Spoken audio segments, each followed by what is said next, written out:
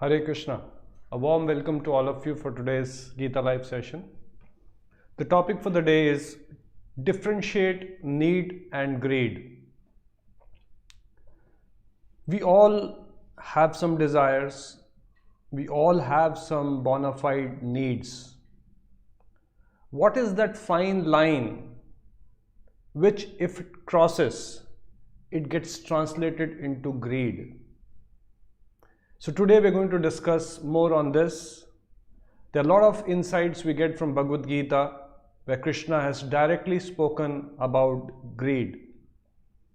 So before we plunge into this discussion, let us all pray together.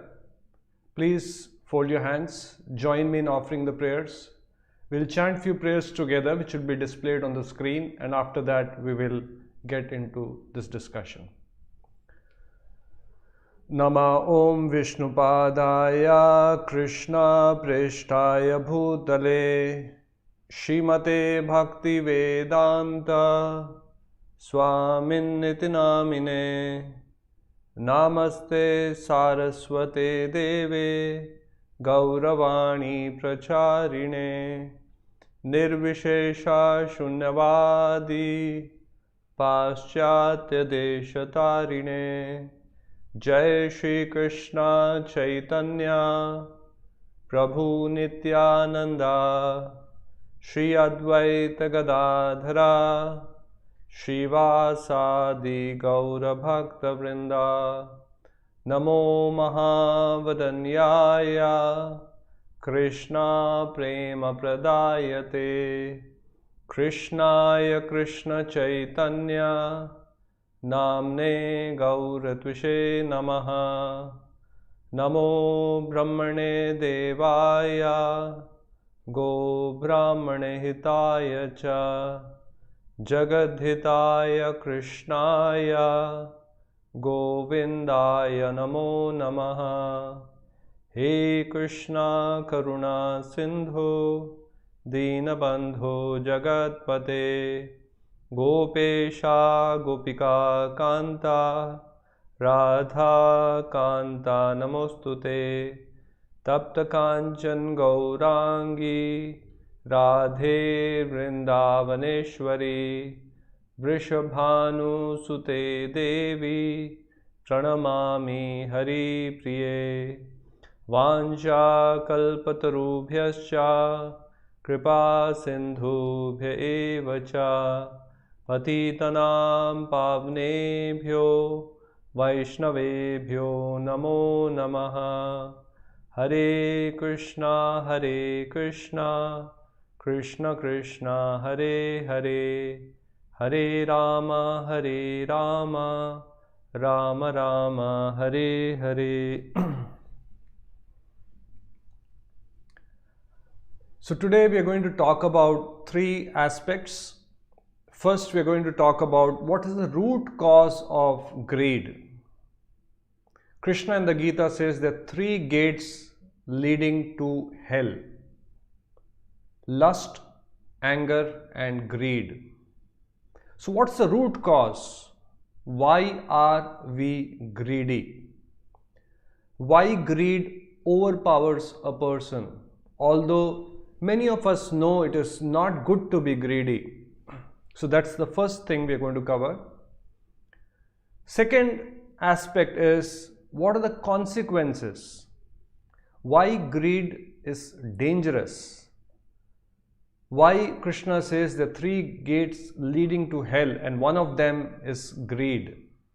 What are the consequences of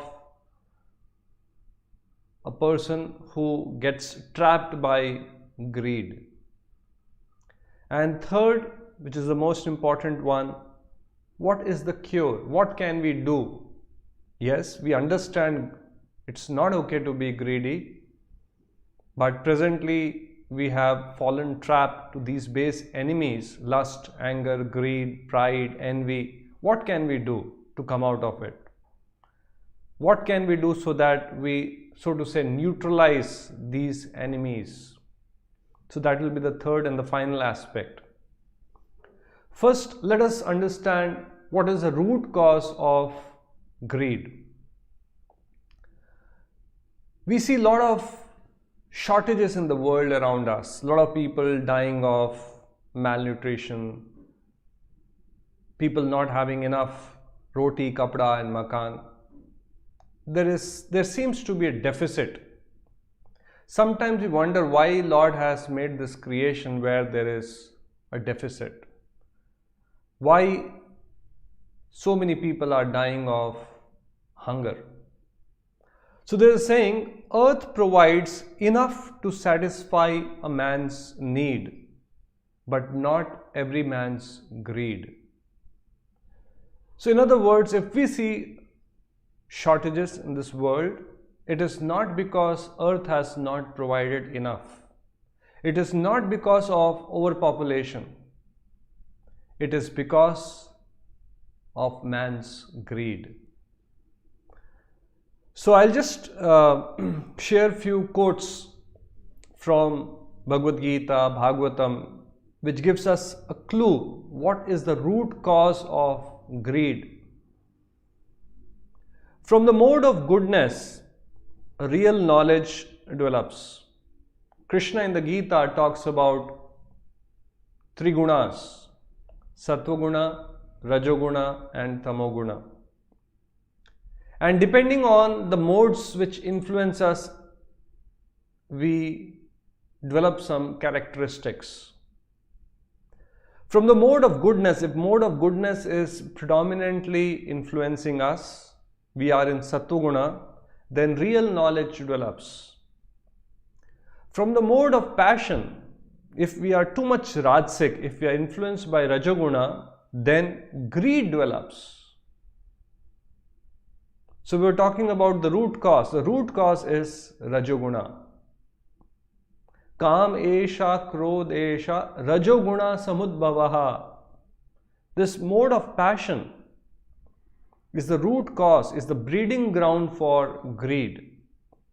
And from the mode of ignorance develops foolishness, madness and illusion. This is in the 14th chapter, 17th verse.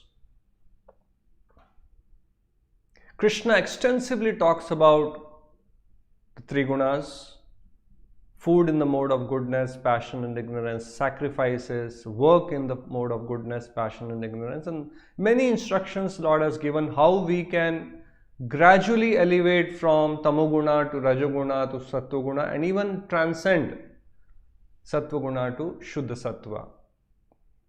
So the root cause of greed is the influence of Rajoguna. Another reason why a man becomes overpowered by greed. A man becomes too greedy for wealth and power when he has no higher objective in life. And when he thinks that his earthly life of a few years is all in all. This is very important.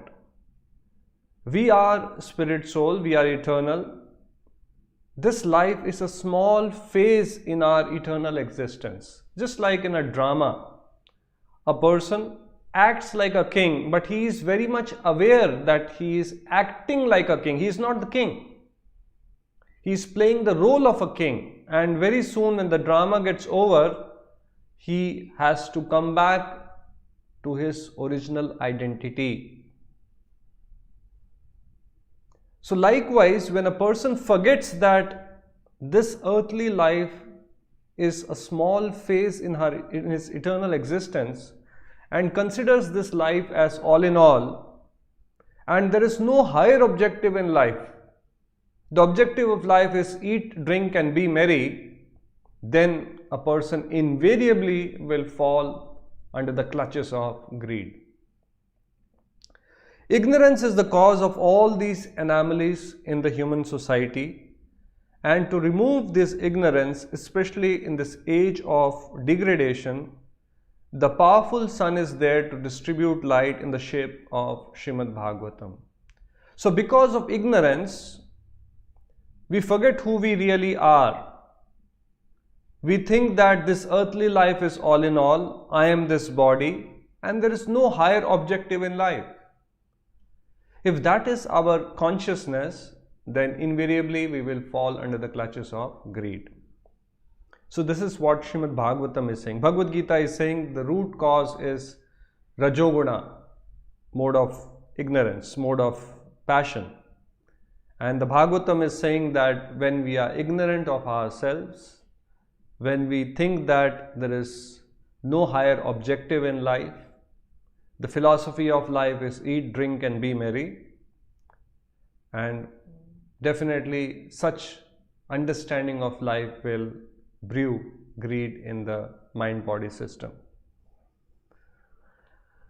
The third clue which we get from the Gita, as an unchaste woman is very easily carried away by paramours, and it sometimes happens that her husband is violently killed by her paramours, if a yogi gives his mind a chance, Krishna in the Gita says, mind if it is controlled is our best friend, the same mind if it is uncontrolled is a worst enemy. So here Bhagavad Gita is saying, if a yogi gives his mind a chance, in other words, does not checks his mind. We are different from the mind. Mind is part of Sukshma Sharira which covers the soul. So when a yogi gives his mind a chance and does not restrain it, does not tame it, does not control it, does not check it, mind will give facility to enemies like lust, anger and greed, and they will doubtlessly kill the yogi. So first we got a hint, it's the Rajoguna. Because of Rajoguna, what happens? We do not have the real knowledge, we are ignorant of ourselves. We think that there is no higher purpose to life. We think that this earthly life of few years is all in all.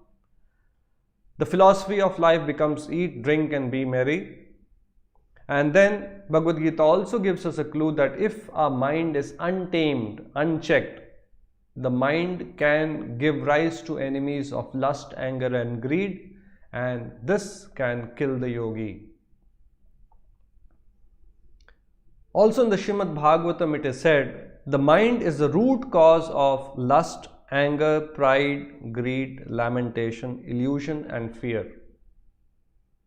Combined, these constitute bondage to fruitive activity. What learned man would put faith on his mind? Once there was a person who was regularly attending satsang, and it was rainy days and he would invariably go to the satsang with his umbrella. And one day, unfortunately, somebody stole his umbrella while he was attending the satsang. So he was very disturbed and it was quite visible. Next few days, although he would come for the satsang, but he was quite disturbed. It was quite visible on his face. He was not at ease. Sometimes people even ask, as devotees or somebody who is practicing spirituality, why does he at times become angry or become greedy? The idea is that a person may be taking the medicine, but that does not mean that a person who has started taking the medicine should get cured that very day. It takes time. It takes time for a person to get diseased, and even if a person is taking the right medicine, it takes time for the disease to subside. Therefore, in the Bhagavad Gita, Krishna also says, Api chetsu duracharo bhajante mam ananya bhav. One who is practicing the process of Krishna consciousness, even if at times he engages in some abominable acts, still he has to be considered saintly because he is rightly situated. He is taking the medicine. He is following the process. It may take some time. So here this person also was attending satsang. You may say, if he was attending satsang, why he is getting perturbed? Yes, he was disturbed. Many times we can't help it. Theoretically we may know it is wrong, but there is conditioning, there is habitual response.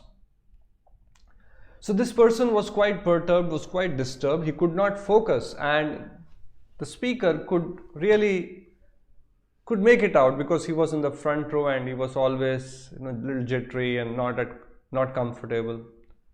So one day he asked him after the session, "Why are you so disturbed?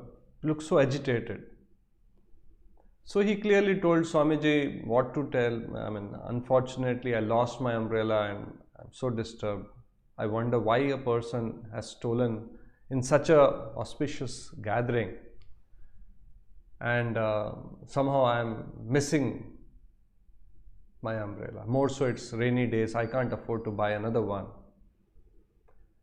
So the Swamiji requested another satsangi, the person there in the satsang, "Why don't you buy an umbrella for him?"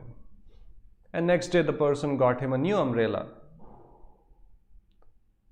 So for a moment that person was quite happy. He's got an umbrella much better than what he had earlier, much bigger, much better quality. And that day the person attended satsang. But next few days the speaker noticed that still the person is not happy, still the person is morose. Even though he has been gifted a new umbrella, what could be the cause of his moroseness? Again, after the session, one day this person, the speaker, inquired from him, "Why are you morose? I have somehow got a new umbrella for you. Now you should be happy." So he says, "Yes, Swamiji, what to do? Always this thought bothers me. Had I not lost that umbrella, I would today be having two umbrellas. I somehow missed that umbrella. Now I have only one." So this is a symptom where a person, in spite of having enough, is not contented, is always greedy, is wanting more, is never satisfied. Therefore it is said, earth provides enough to satisfy a man's need, but not for every man's greed. So we were talking about the root cause. We are originally eternal servant of the Lord.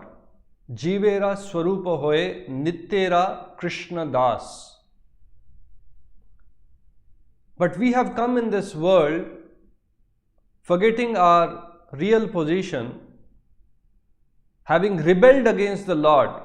Ichha dvesha samuthena dvanda mohena bharata. And we have now, instead of serving the Lord, have become slaves. Have become slaves of false masters, and the false master are our senses, our mind. Kama, Krodha, Moha, Lobha, these all have become our masters. They are, what is the meaning of a master? And what's the meaning of a slave? Master is the one who dictates, who gives orders. And the slave just follows, at times blindly follows, helplessly follows. So if we analyze, we as Atma, our glorious position is that we are servants of the Lord, Nityera Krishna Das.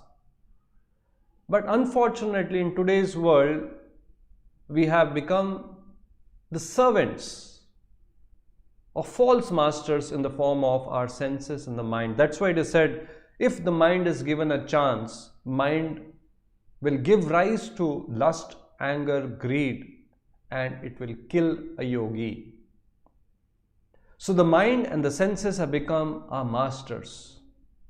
It is said that in the animal kingdom, there are animals which get trapped because one of their senses is quite loose, is quite unchecked.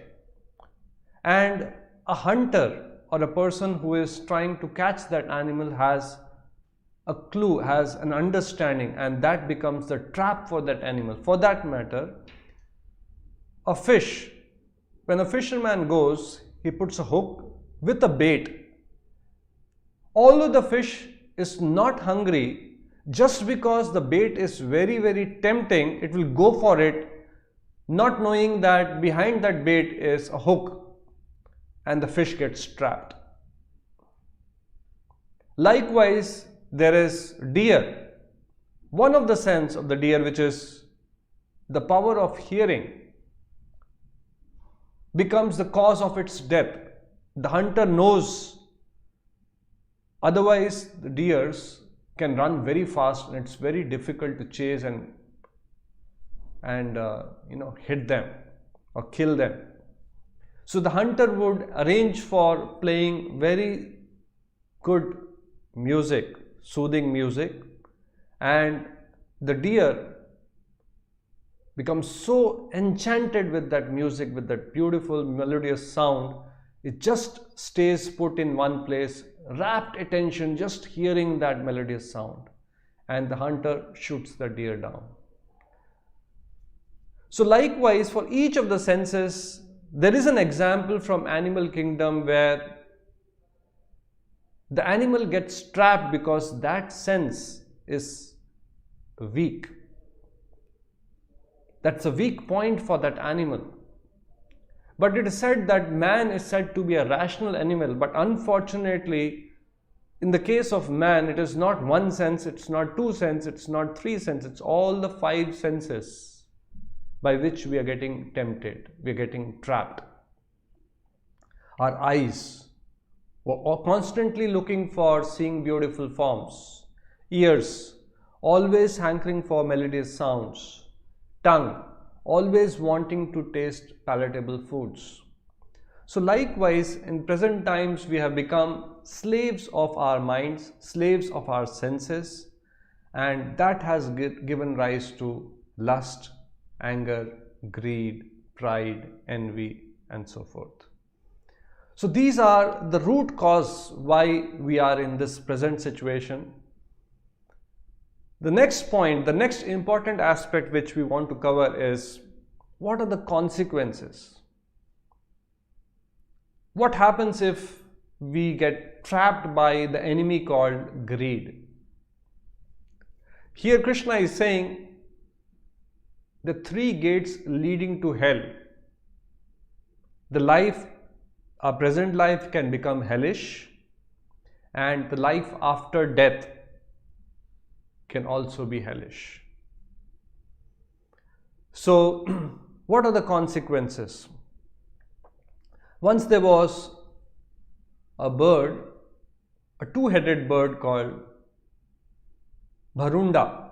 The name of the bird was Bharunda. It had two heads, but it was one bird with two heads, one belly. And one day it so happened that this bird, while it was in the forest, found some very nice, pleasant, tasty fruit, a big fruit. And one of the heads started eating it. And it said, "Oh, such a wonderful, so delicious it is. I wonder whether it is from the divine Parijata tree or from some divine sandalwood tree. I wonder what fruit is this, but it is so sweet, so nice, so wonderful, so tasty." Started glorifying and simultaneously eating. The other head, which on the other side, said, "Kindly share this also with me. I also would like to taste. I also want to eat that same fruit.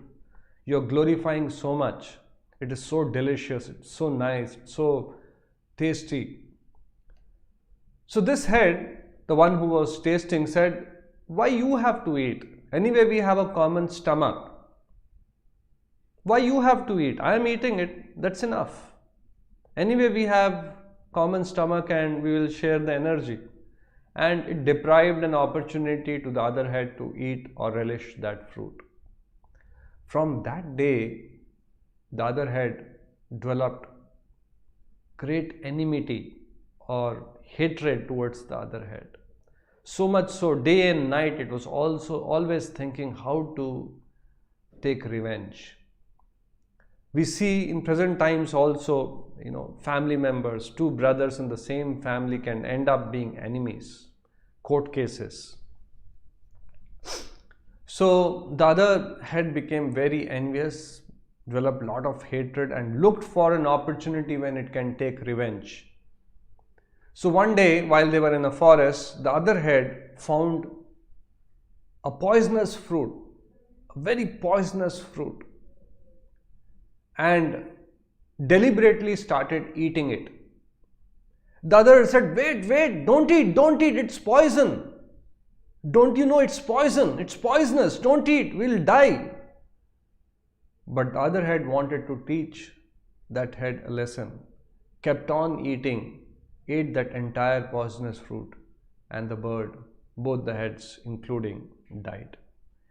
The other head did not mind dying so that it can take revenge from the other head. So when we get overpowered by lust, greed, envy, jealousy, pride, we can act in ways which can be even fatal. Fatal for the body, fatal for the soul. So these are the consequences. We lose our good sense.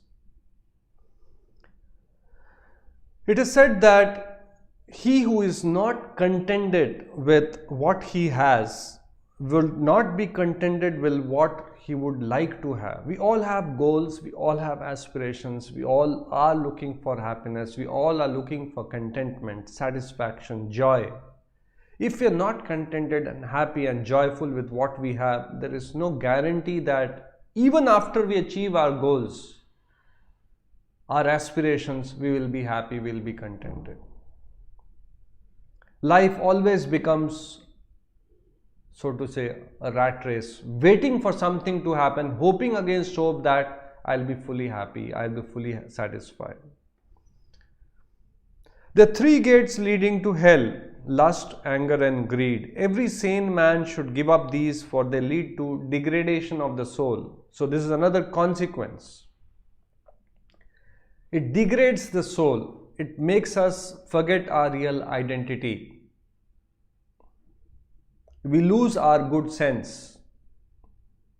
The real knowledge, the real purpose of life is forgotten if the soul degrades, overpowered by lust, anger and greed. My dear Lord, all living entities within this material world are mad after planning for things, and they're always busy with a desire to do this or that. So another consequence is we almost become mad, wanting to do this, do that, achieve this, achieve that, always hankering, waiting for something to be happen so that we become happy. This is due to uncontrolled greed. The greed for material enjoyment is always existing in the living entity, but your Lordship is always alert, and due course of time you strike him like a snake, seizes a mouse and very easily swallows him. So overpowered by greed, we lose our good sense, act in so many abominable ways, and in due course of time death comes and overpowers such a person. That valuable human form of life, which is very, very meaningful, gets lost in false pursuits, driven by the enemy called greed. Once there was a very big hospital in the US, and suddenly they were alarmed. All of a sudden, the number of deaths happening in the ICU increased exponentially. And since they were keeping tab of the number of patients admitted in the ICU, number of patients recovered, number of patients who died, so they were quite alarmed with that sudden exponential increase in the number of deaths. And they started, doing root cause analysis. What is the cause? Is it that the patients are going through some ailments which we are not able to cure? Or is there some lacuna in our facilities? Is there lacuna in our care? Is there some shortcoming in the training of the nurses, because new nurses join, and is there something which is going wrong or something which we need to improve, because of willful or unwillful negligence these deaths are happening?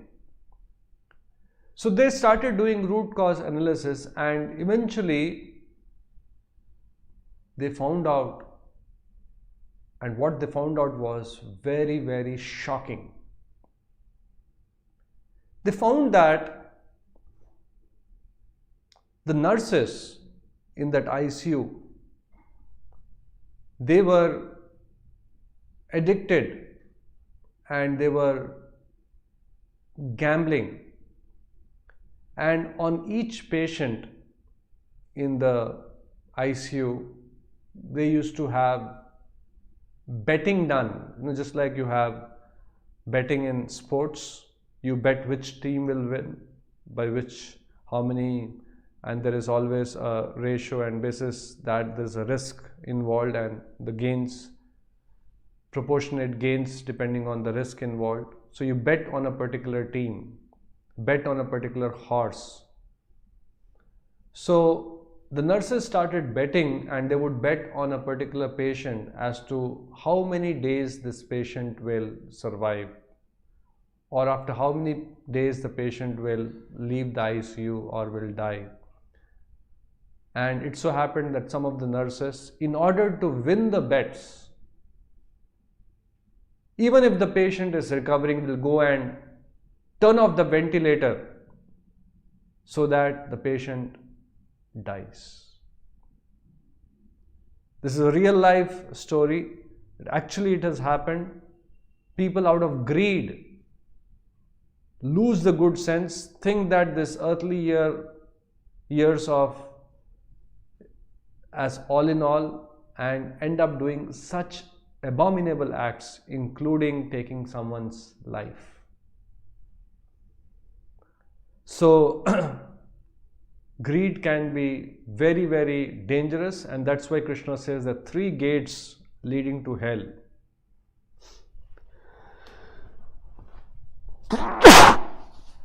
Lust, anger, and greed.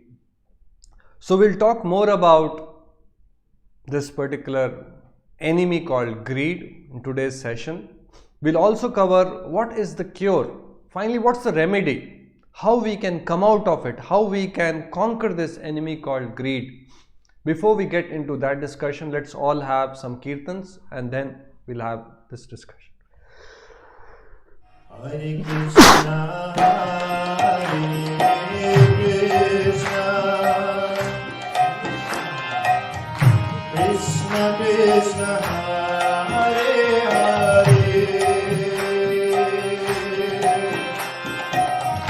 Hare Rama, Hare Rama,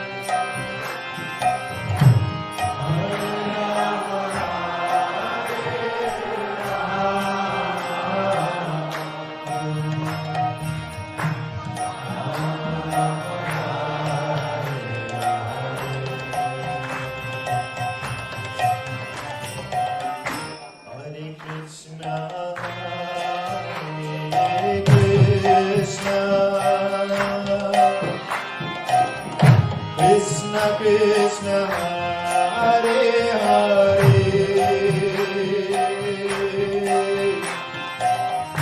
Hare Rama, Hare Rama, Rama Rama, Hare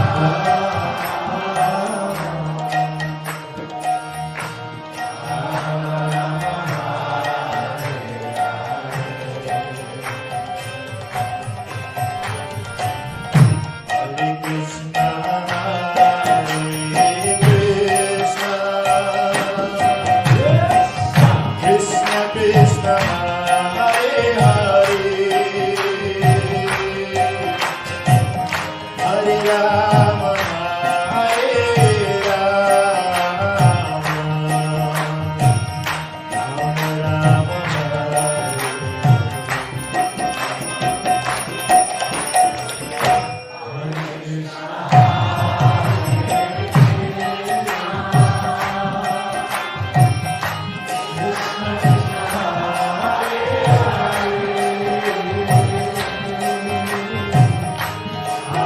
Rama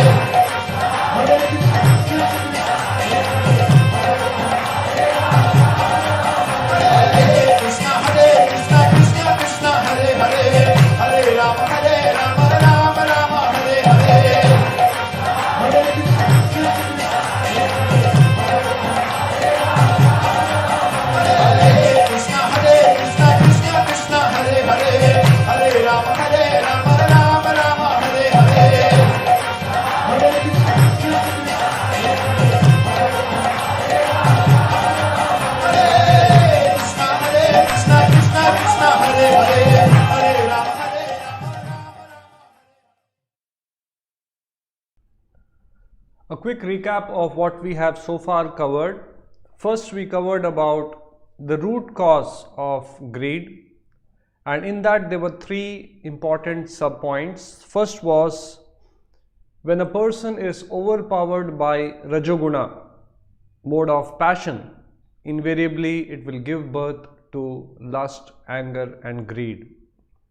Second, when a person out of ignorance forgets the real meaning or the purpose of life, he feels that there is no higher objective to life. Just like animals also are leading their lives. It's all about eating, sleeping, mating and defending. So when there is no higher purpose of life and a person thinks that these earthly years are all in all, then a person will fall trap to greed. And the third sub-point was, if the mind is untamed, unchecked, uncontrolled, our senses are unbridled, then also we will fall under the trap of this enemy called greed. So these are the root causes. And then we talked about consequences of greed. What happens if the greed is unchecked, untamed? So we say that how it can kill a yogi. We took an example that how people at times can act very abominably. Gave example of that Barunda bird, two-headed bird, and how the nurses in the ICU were even killing patients just because they were greedy to win the bets. In the Bhagavad Gita, 14th chapter, it is mentioned, in the mode of passion, people become greedy. And their hankering for sense enjoyment has no limit. As we all discussed, there is no limit to man's greed. There is a limit to man's need. One can see that even if one has enough money and adequate arrangement for sense gratification, there is neither happiness nor peace of mind. That is not possible because one is situated in the mode of passion. If one wants happiness at all, his money will not help him. He has to elevate himself to the mode of goodness by practicing Krishna consciousness. Money has a place, money is required. But when becoming rich, having more and more of money becomes a goal of life and we start blindly pursuing that goal, then that becomes a pitfall. Why people want more money? Because with more money, they can have more sense gratification, more sensual pleasures. And that understanding that more sensual pleasure, more happiness is stemming from forgetfulness of our real self, the ignorance of our real self. So now we move on to the third part, the most important part. What is the solution? What should we do? We all understand, yes, greed is not okay. We have to check our greed. We should not be greedy. It is not good to be greedy. We all know. Even the most greediest man to some extent knows, has a sense that it is not okay to be greedy. But still we are in that trap. What is the solution? How should we conquer this enemy called greed?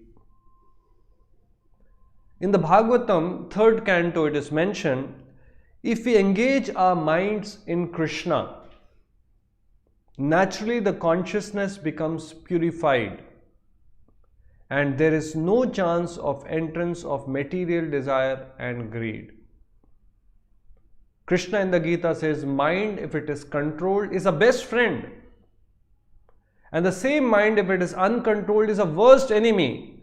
Now, uncontrolled mind has given birth to enemies like lust, anger, greed, pride. Now, how do we control the mind? How do we tame the mind? How do we purify the mind? The simplest process is we bring Krishna in our mind, the Lord in our mind. Therefore, in the Bhagavad Gita, Krishna says, Man mana, think of me. Be conscious of me. We cannot keep the mind blank. We cannot be thoughtless. We cannot be desireless. No desire, zero desire, nil desire. That is not possible. To strive for a state of desirelessness is also a desire. So what our scriptures is saying, that we have to fill our minds with thoughts of the Lord, pure thoughts, divine instructions, divine topics, divine discussions. Mind cannot be left blank. If we just leave it blank, some thoughts will, and as a conditioned beings, invariably those thoughts will be about sensual enjoyments. So if we engage our mind in Krishna, now how do we engage our mind in Krishna? So Prabhupada in one place says, just like a materialist is engaged in various material activities, making so many material plans, a businessman, how many plans he is making? I will invest in this, I will get into this business, I will expand this business, I will multiply my money, I will deposit this money, I will buy these stocks.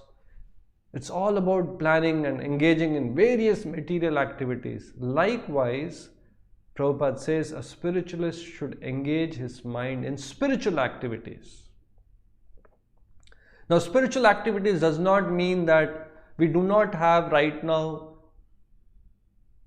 a condition where throughout the day we can chant, throughout the day we can remember, but there are many spiritual activities like going to the temple of the Lord, having darshan of the Lord, engaging in various services of the Lord, distributing the message of the Lord, distributing the books of the Lord, cooking for the Lord, offering to the Lord. We have example of a great king, Ambarish Maharaj, who although was a king, was engaged in the administrative services, managing his kingdom, but still he was a great devotee of the Lord. So it is very much possible if we engage our mind in various spiritual activities, doing some seva, practical devotional service, going to the temple, having darshan of the Lord, hearing about the Lord, doing some service. Suppose somebody is a software, can make some software for the Lord. Somebody is good in designing, can design something for the Lord. Somebody is good in music, can compose some nice music or songs for the Lord. When we engage ourselves in the service of the Lord, then our mind becomes purified, becomes spiritualized. The highest wealth is the absence of greed. There's a very nice quote. The highest wealth is not when we have too much of money, too much of opulence. We think that we are wealthy, we are rich. So once Prabhupada was asked, you are making such gorgeous temple, don't you think that they will address the spiritual needs of only rich, opulent people? Only rich, opulent people will come and visit these temples. What about the poor people? Why only for the rich people? So Prabhupada said, spiritually, everyone is poor. the so-called rich people are suffering in quote-unquote rich conditions. The poor people are suffering in quote-unquote poor conditions. Both are spiritually poor and suffering. Whether you are materially rich or poor, everyone is spiritually suffering, steeped deep in ignorance, having become slave of their minds and senses and caught up in this repeated cycle of birth and death. Punarapi janma, punarapi marana.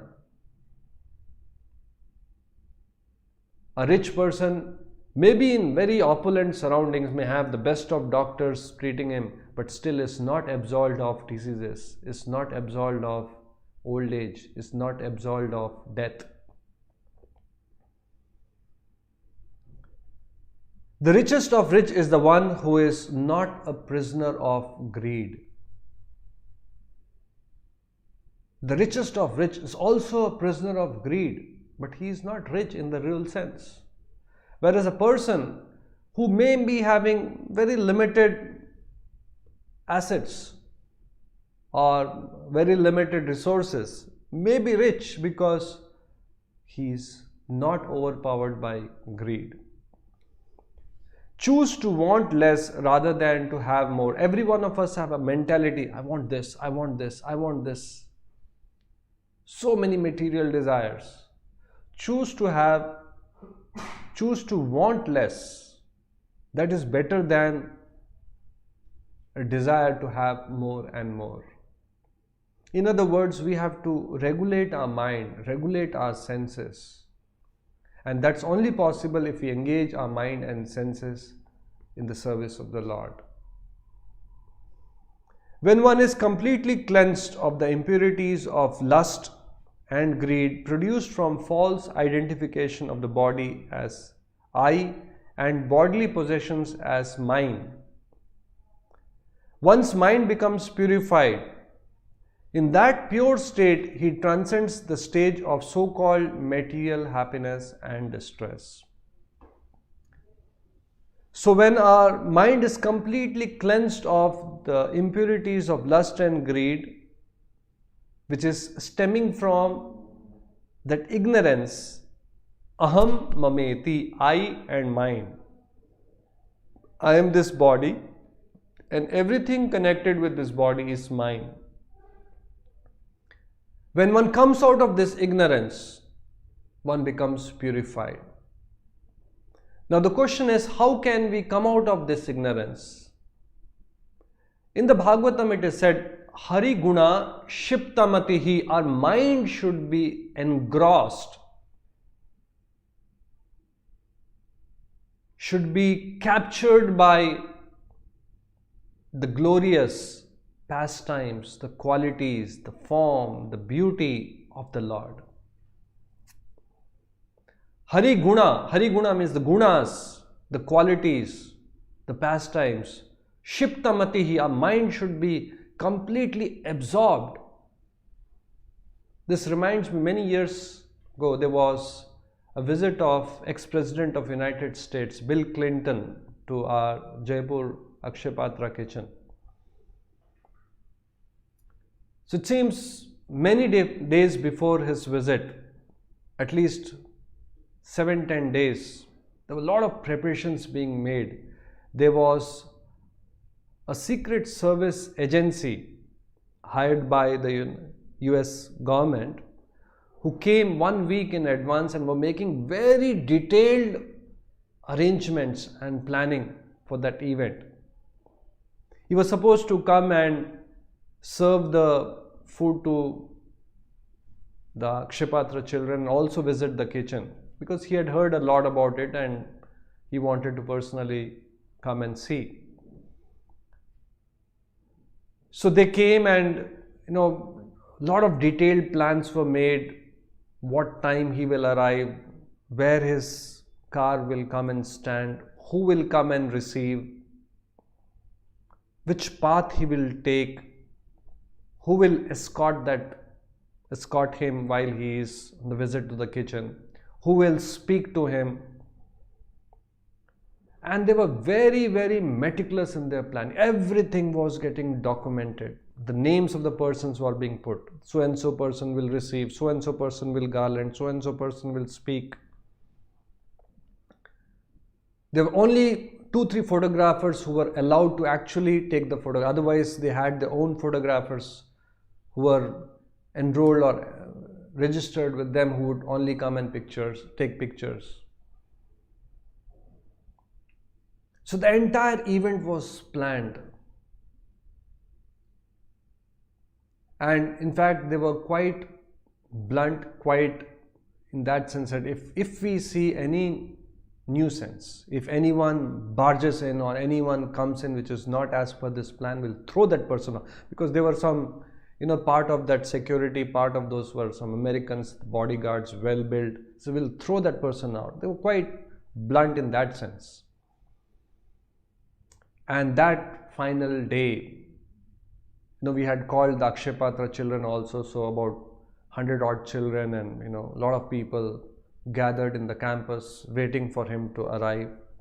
Bill Clinton, ex-president of United States of America. Finally, his car came and it was pin drop silence. Everyone is waiting and watching from a distance. The car is arriving. And the car came, and as planned, at a particular spot, the car came and stood. 2 people from the Akshepatra and the government side came near the car. The car door was opened and he was received with temple honors and was garlanded. And he was escorted, the whole event. And as planned, limited photographers, all of them clicking the photographs. And they had also told that you cannot release any photographs or start circulating any photographs. The photographs have to be submitted to us. We will shortlist the photographs and we'll send it to you. And only after that, those photographs can be given to the media, to the press, and for circulation. So from the photographers which we had hired and their photographers, close to about 50 photographs were shortlisted by them. Only 50. Although hundreds and thousands of photographs would have got clicked. But 50 photographs were shortlisted, and if you see the photographs, you could see everyone. The face is completely enwrapped watching the president. Everyone was looking at the president. The whole event was so organized. Everyone was mesmerized. They could feel the presence of a very, very big and important person who is none other than the President of United States of America. Now Krishna in the Gita says, whatever you see which is splendorous in this world, big mountains, the mountain, it's just a small spark of my splendor. Compared to the President of United States or ex-President of United States, is just a small, minute spark of Krishna's splendor, Lord's beauty, Lord's attractiveness, Lord's glorious qualities. Just like we get attracted to a big person, a popular person, a famous person, it naturally captures our attention. We get pulled to that person. When the person comes, everyone is waiting, everyone is watching, everyone's attention is captured and wrapped. Imagine if we can somehow get captured, our attention gets wrapped with hearing the glorious pastimes, the qualities, the attributes, the leelas of the Supreme Lord. Our life is done. Right now, our mind, our senses, it is not Hari Guna Shiptamatihi, it is false ego, lust, greed, pride, Shiptamatihi. Our mind, our consciousness is enwrapped entrapped by all these base qualities. Constantly mind is thinking of making plans, how I can do better than someone, how I can supersede someone. We are envious of someone, somebody buys something which I don't have, I become jealous. So mind is absorbed in these thoughts. So when our mind is absorbed in the thoughts of the Supreme, and it is very much when we see a big person. I remember once I was traveling, and the same flight, this was some 10-12 years back, the same flight, Dhoni, that time he was just becoming popular. It was prior to his becoming the Indian cricket team captain, and he had long hairs, so he was in the same flight. And as soon as he got down from the flight, I could see that people are all surrounding him.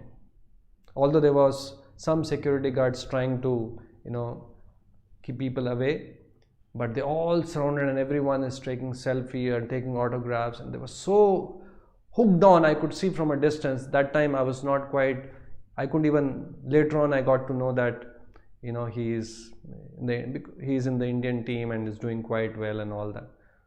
But I could see that whole airport, there was a commotion as soon as he came out of the aircraft and got into that landing area. So how a person who is famous, who is this thing, he captures our attention. So likewise, the Lord is all attractive, all glorious, with so many divine, wonderful qualities, and the great sages are completely absorbed.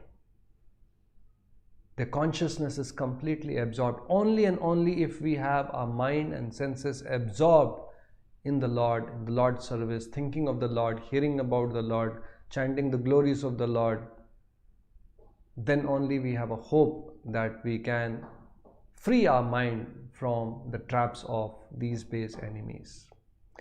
Declare your war on the enemies you cannot see.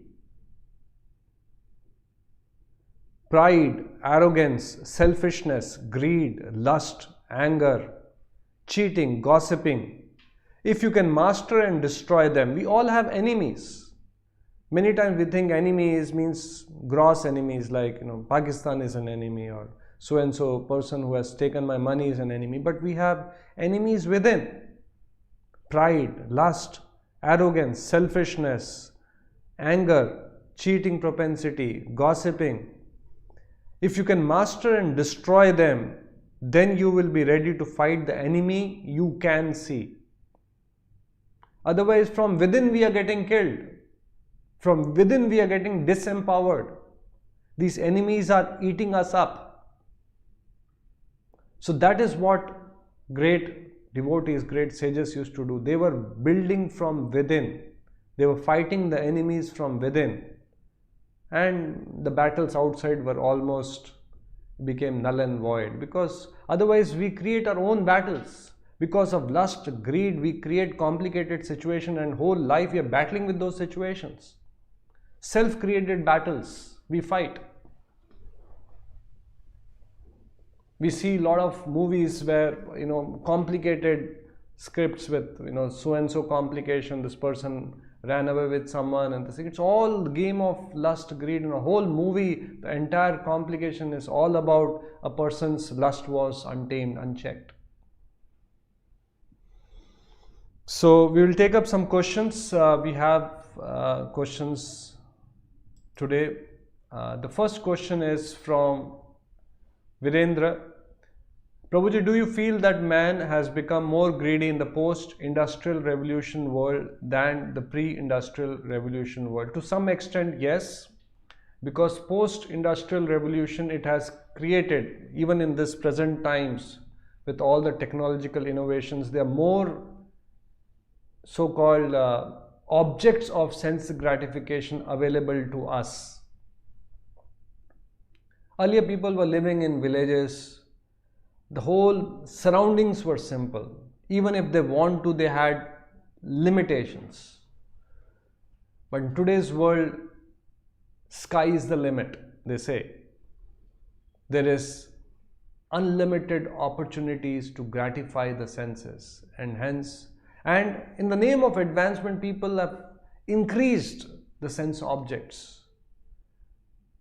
Earlier, yes, we need some food to eat, we need some clothing, we need shelter, but in each of the field, out of man's greed, we have created unlimited permutations and combinations. Imagine all this business of Swiggy and Zomato and all these things, all about, you have innumerable restaurants, innumerable recipes, innumerable foods being available, and people are rushing here, there, trying to deliver the food. Whatever you want to eat, hot, next 30 minutes is delivered to your doorstep.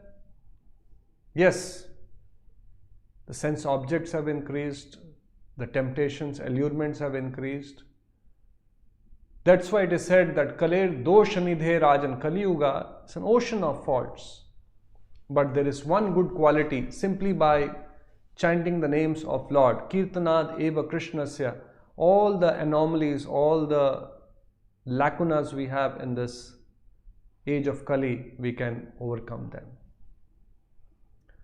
This question is from Ajay Raj Sharma. Is it possible to develop Krishna Prem or attain God in this lifetime when we know that our enjoying propensity is deep rooted? Should we depend on our own effort or Krishna's grace? The first part of the question is it possible to develop Krishna Prem, Harikshipta Gunamatihi? Is it possible to get completely attracted to the Lord and get purified in this very lifetime, knowing that our enjoying propensity is very deep rooted? The answer is yes. We can get purified in this very lifetime. It all depends on us. How sincerely we practice the principles of Krishna consciousness, how sincerely we are eager, how much we are eager to progress, advance in our spiritual life, how we exercise our free will. The medicine which our acharyas have given is bona fide, is authorized. Prabhupada has asked us to chant Hare Krishna Mahamantra. It's an authorized mantras. All bona fide authorized scriptures are talking about the glories of chanting of holy names. Bhagavad Gita, Bhagavatam are authorized scriptures. These are words spoken by none other than Lord Shri Krishna and his sincere, pure devotees. So it all depends on us, how sincerely we take the medicine. And this process, just like, for example, if we are asked to ignite a fire on, have some wood and ignite fire, how fast that wood will be engulfed by fire, it will catch fire, it depends if the wood is dry. And also depends if on one side we are fanning the fire, other side we should not be pouring in water into that fire. So this water is the anarthas. Many times we chant Hare Krishna Mantra, but simultaneously we are fanning our material desires. In other words, we are not being sincere. We want the best of both worlds. We want Krishna's blessing so that we can very nicely enjoy our material life. We don't want to give up material desires. We use Krishna consciousness as a means to fulfill our material desires. Then the advancement will be there, but it will be slow. Should we depend on our own effort or Krishna's grace? We can put in our efforts. God helps those who help themselves, but finally it all depends on Krishna's grace, Krishna's mercy, which comes through his representative, which is a bona fide spiritual master. We cannot even approach Krishna directly. We cannot aspire for Krishna's grace directly. We have to aspire for the grace of a bona fide spiritual master, Yasya Prasadat Bhagavad Prasado. And if we get the mercy of a pure devotee of the Lord, then we will get the mercy of Lord.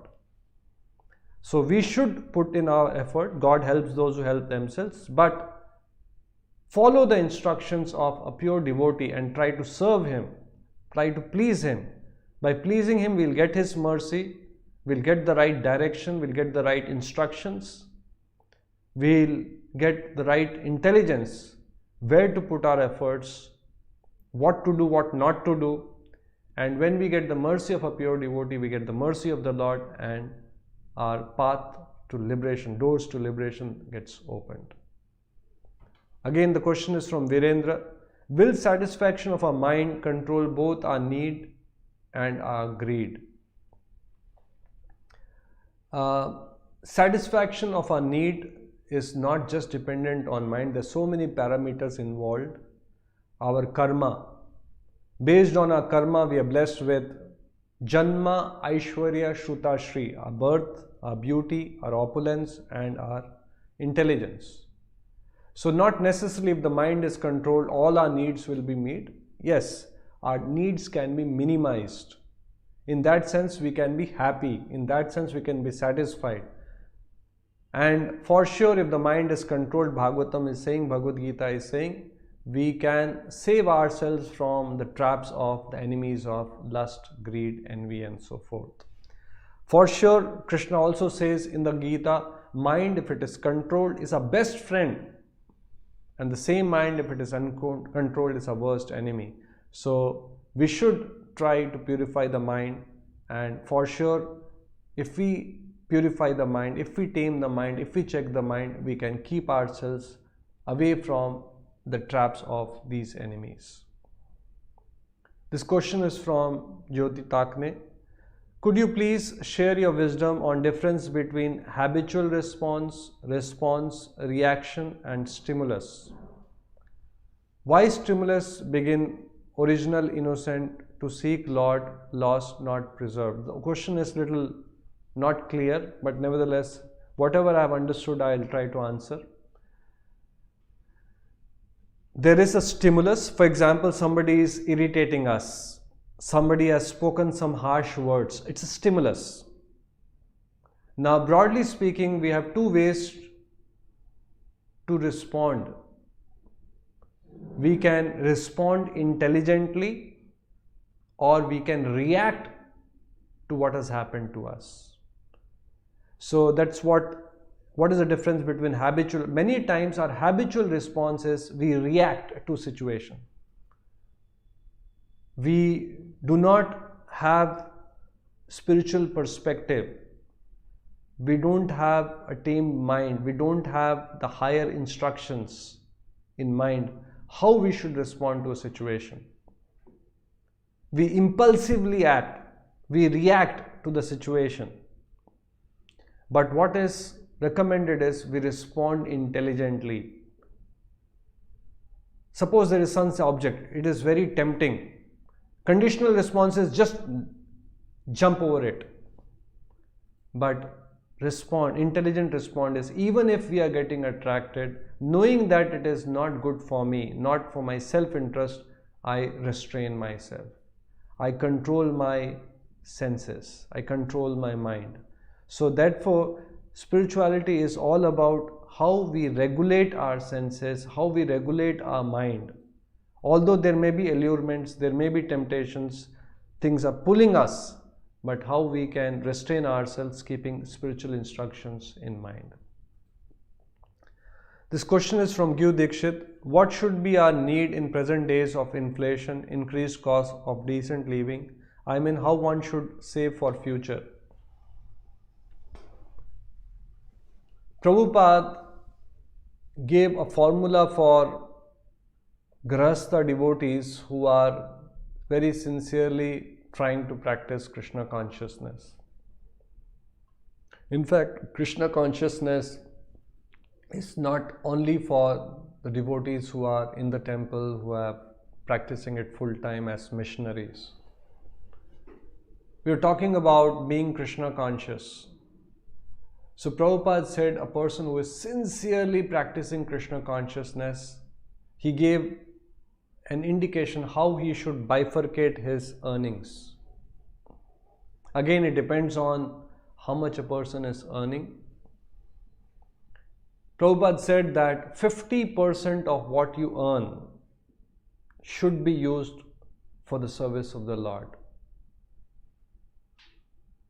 Give it to the Lord.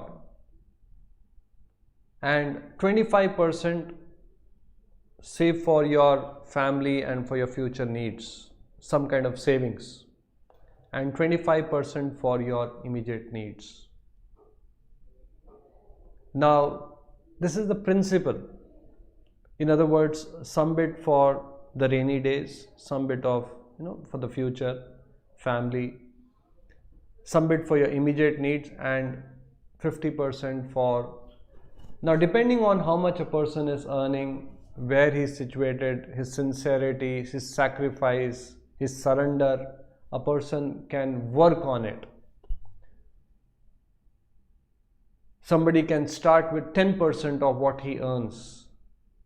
But if he wants to genuinely practice Krishna consciousness, he should develop that feeling that everything what the Lord is giving, it is actually Lord's, it is not mine.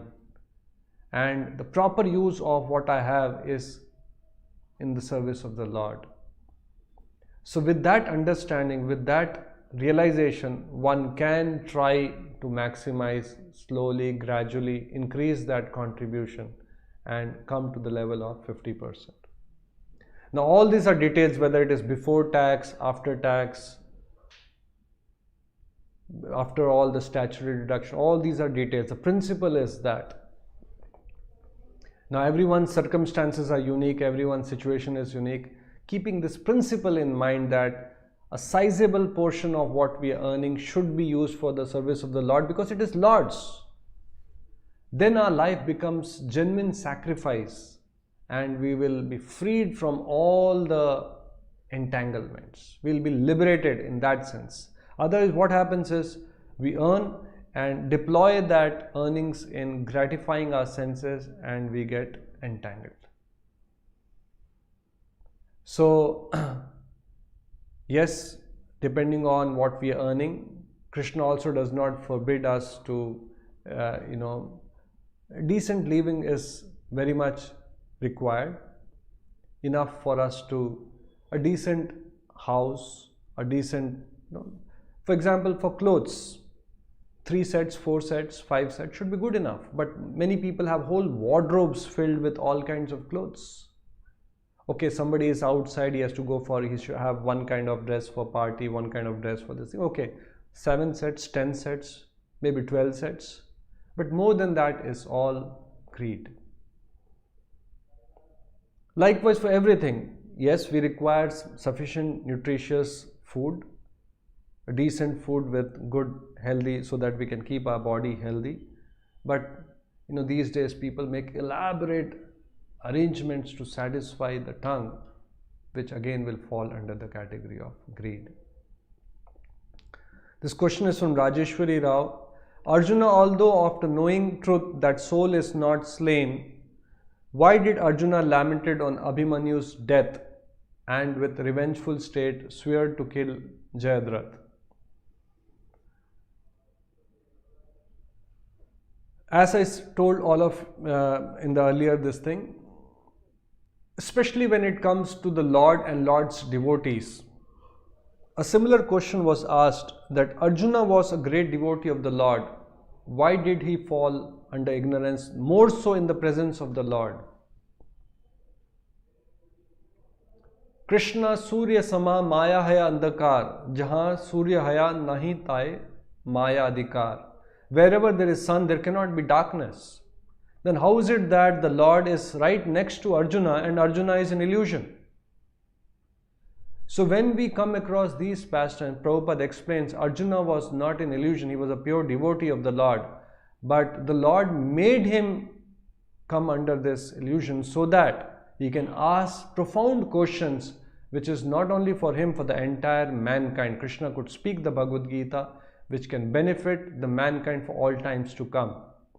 So likewise, there are many pastimes of the Lord, many leelas of the Lord, which if we very superficially understand, just like here it says Arjuna knew about the soul, then why did Arjuna lament? Arjuna is a great devotee of the Lord, then why did he say that I will not fight and that all my dynasty will be lost? All the so-called arguments which were, Krishna says, how come these impurities have come upon you? So it's a fact that Arjuna is a great devotee of the Lord. He was put in a condition so that he can ask this question, which is a pastime of the Lord, and Krishna could enlighten the entire mankind with his divine instructions. This question is from Pushpalata. I am chanting 2 to 8 rounds. I feel I'm dominated by Rajoguna due to planning of work, future, etc. How to practically ascend to Satvaguna and beyond, practically? So Prabhupada, just like when we are in diseased state, we have to go to the right doctor and take the right medicine. For medicine also, there is a prescription given, which medicine to take at what time. So Prabhupada has given, he is a bona fide doctor. If we have to get cured of this material disease, come out of Rajoguna and come to Satvaguna, which you have asked practically. Prabhupada has given us a very practical program, a powerful sadhana program, which is very, very definitive. It is not in the air. Always think of the Lord, and it's like you cannot quantify it. So Prabhupada has given us a morning program. If a person wants to rise above this thing, he should first try to get up early in the morning.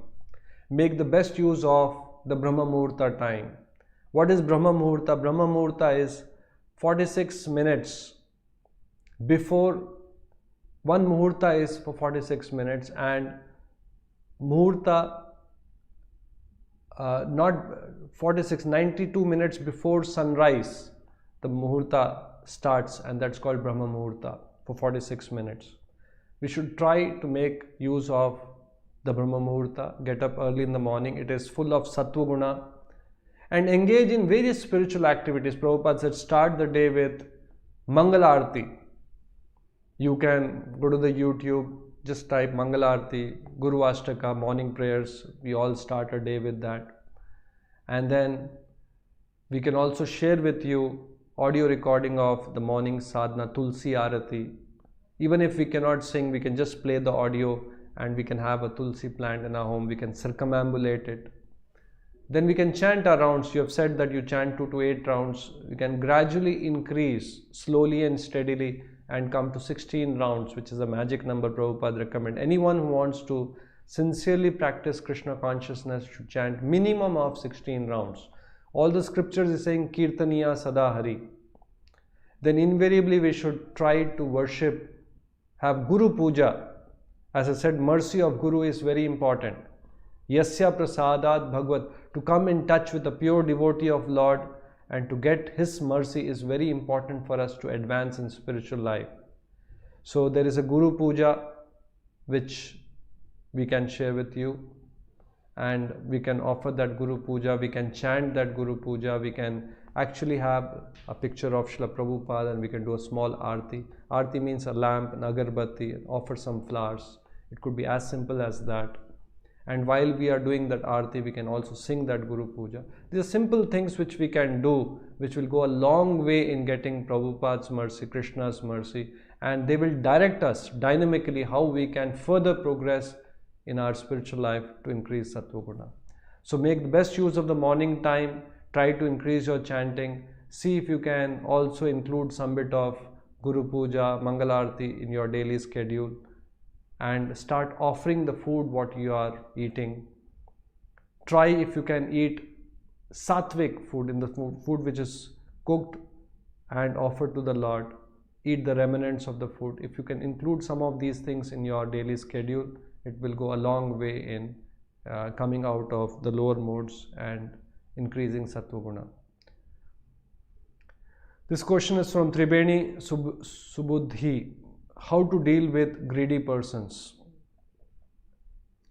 Krishna has given us intelligence. We can use our intelligence. If we find some situations are very perplexing, we can also take guidance from senior experienced devotees, some senior experienced people who can guide us how we can do in a particular situation. In spiritual life, it is very important that we consult, take guidance. Many times we can give an excuse, no, it's very difficult, how to approach, I don't know. If we want excuses, there are innumerable excuses. But if we are sincere, if we are genuine, if we know that yes, we need guidance, we need some consultation, where there is a will, there is a way. There are innumerable forums, innumerable chat options. We can ask some sincere devotees, we can get in touch with them and share our challenges and seek guidance. And definitely with their experience, they can guide how we can deal with situations which can be perplexing, including what you have asked, dealing with greedy persons.